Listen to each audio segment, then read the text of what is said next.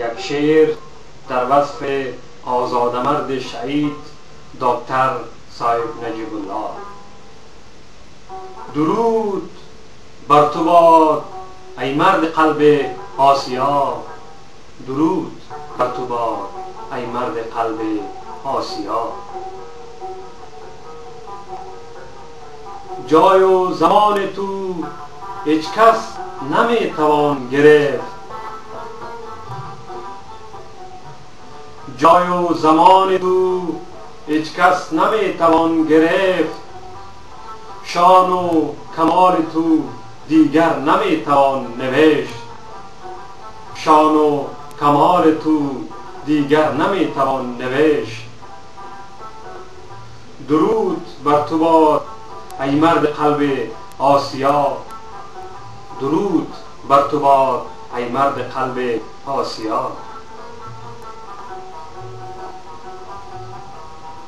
عشق وطن تو را دائم پیشه بود، عشق وطن تو را دائم پیشه بود، ورد زبان تو صلح همیشه بود، ورد زبان تو صلح همیشه بود.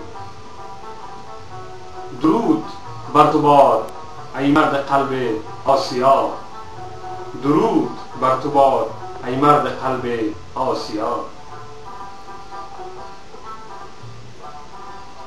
عشق تو بود جریان بحر وطن فراوان، عشق تو بود جریان بحر وطن فراوان، قدر تو کی بدانند این جمله دوست داران، قدر تو کی بدانند این جمله دوست داران.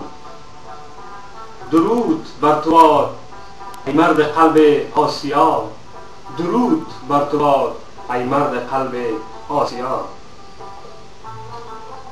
اسمت گر نجیب بود نجیب تر خودت، اسمت گر نجیب بود نجیب تر خودت، زرغون می سراید یک شیر از برت، زرغون می سراید یک شیر از برت. درود بر تو باد ای مرد قلب آسیا، درود بر تو باد ای مرد قلب آسیا.